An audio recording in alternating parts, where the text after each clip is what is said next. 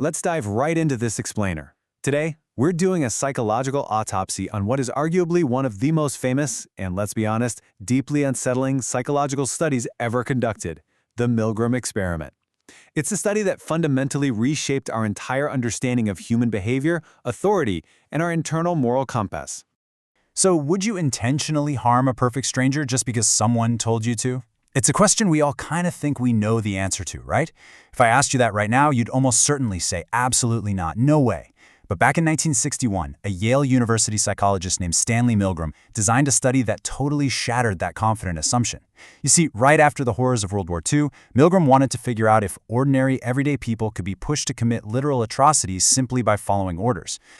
And here is the shocking reality. 65%. 65% of the ordinary participants in this study were completely willing to administer what they fully believed to be a maximum lethal electric shock to a stranger just because a guy in a lab coat told them to. Really think about that for a second. More than half of the people walking down the street, given the exact right situational pressure, pressed a button that read XXX and delivered 450 volts to another human being. Part 1, the shocking Yale experiment. Let's look at the incredibly deceptive environment Milgram actually built to make this happen. Okay, to understand this setup, you need to know the three key players involved in this rigged memory test. First, you've got the experimenter. This was an actor wearing a gray technician's coat, giving off this very stern, scientific authority vibe. Second, you have the teacher. This was the only actual naive participant in the room, the person being studied. And finally, the learner, who was strapped to a chair in the next room over. What the teacher didn't know was that the learner was also an actor, and the drawing to assign these roles was entirely rigged from the start. Now, the shock generator itself was completely fake, but it was incredibly convincing. It had 30 switches, buzzing sounds, flashing blue lights, the whole shebang.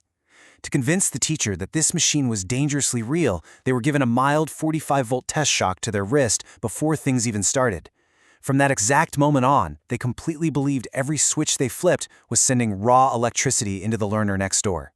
As the voltage cranked up, the learner started screaming, which, by the way, was just a pre-recorded tape. But the teachers didn't just sit there sadistically enjoying it. Not at all. The conflict between their own conscience and the experimenter's orders caused intense physical distress, which we call moral strain.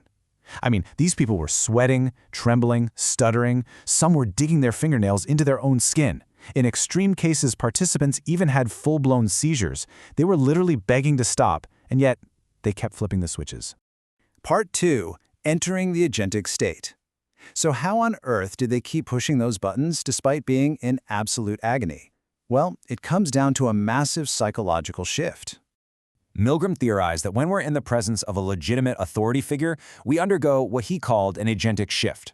Normally, you and I operate in an autonomous state, meaning we feel personally responsible for our actions, right?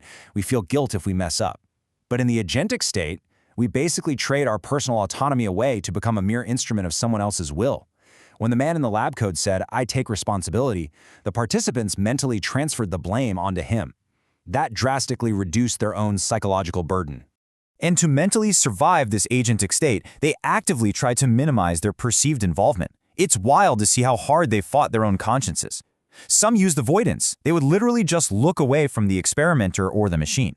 Others engaged in denial of involvement by flicking the switches super lightly. Like somehow pressing the button softly would make a 400-volt shock hurt less. It was a really desperate attempt to maintain their self-image as a good person. Part 3. The foot in the door effect. The thing is, authority alone wasn't enough. The experiment utilized a subtle trapping technique to guarantee compliance. You see, the whole thing relied on gradual escalation. The first shock was only 15 volts. That's barely a tingle, a super small, totally harmless initial request. But because the shocks only increased by 15 volts each time, participants just couldn't find a clear, logical place to finally draw the line.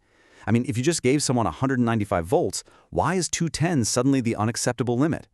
This gradual escalation completely trapped participants into a massive moral compromise, just so they could maintain consistency in their own behavior. Now, it's absolutely vital to know that Milgram ran a bunch of variations of this study, and obedience wasn't absolute. Look at the steep drop-offs here. When the physical distance to the victim closed, like when they put the learner in the exact same room as the teacher, obedience dropped to 30%. And when the authority figure was swapped out for an ordinary person without that imposing lab coat, compliance plummeted all the way down to 20%. The environment, the proximity, and perceived legitimacy, those were doing all the heavy lifting. Now here is where things get really fascinating. Milgram actually conducted an unpublished variation known as Condition 24. In this specific setup, the learner wasn't a total stranger. Participants were instructed to bring a friend or a family member to act as the victim. Milgram actually chose not to publish these findings initially, which, as you can guess, has led to a ton of scholarly debate. In that specific condition, a massive 85% of people openly disobeyed the authority figure. They flat out refused to shock someone they knew and cared about. This is incredibly important because it proves that strong personal and social bonds can completely shatter that agentic state.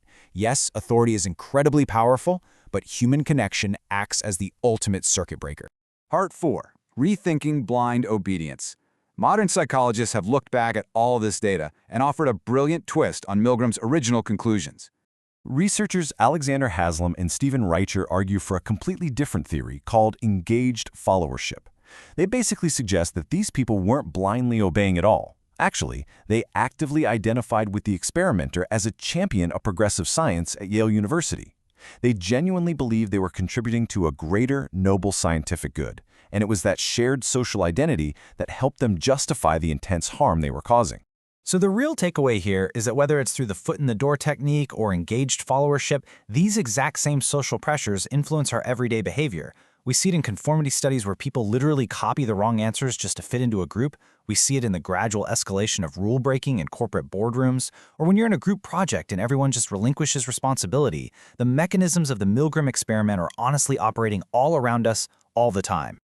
Part 5. The Ethical Aftermath. We simply can't talk about the Milgram experiment without addressing the massive ethical fallout it created in the scientific community. Psychologist Diana Baumrind fiercely criticized the severe deception Milgram used. Participants were pushed to the absolute brink of extreme stress. Because the true nature of the study was hidden, they were completely denied genuine informed consent. Baumrind argued, and rightfully so, that realizing you were totally capable of delivering lethal shocks to a stranger could cause lasting, severe psychological trauma. Because of the immense outcry over the specific study, strict modern ethical guidelines were born. Today, we have mandated informed consent, required debriefing protocols to ensure absolutely no psychological harm is left unresolved, and institutional review boards, IRBs, that have to approve any human testing. Thanks to these safeguards, the original Milgram experiment can never be legally or ethically repeated today. However, scientists obviously still want to study obedience. So modern researchers found a pretty clever workaround back in 2006.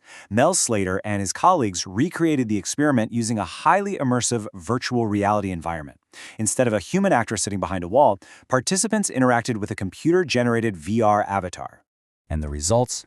Absolutely astounding. Amazingly, even when participants explicitly knew, for a fact, that the person was just a computer avatar and the shocks were completely fake, the situational pressure still induced severe physiological stress. Their heart rate spiked, their skin conductance rose, and just like in the 1960s, a large share of them still followed the virtual authority figure's orders to deliver the maximum shocks. Looking back at his own work years later, Stanley Milgram wrote this incredibly chilling assessment. He noted that the true danger isn't innate aggression or hatred. No, it is the capacity for man to abandon his humanity as he merges his unique personality into larger institutional structures. It perfectly summarizes the profound power that situational context holds over our individual morality. So, I'll leave you with this thought to ponder. As you navigate the social structures, the authorities, the classrooms, and the corporate hierarchies in your own life today, are your choices truly your own, or are you just engaging in the followership of a larger system? Thank you so much for joining me for this explainer, and remember to keep questioning the world around you.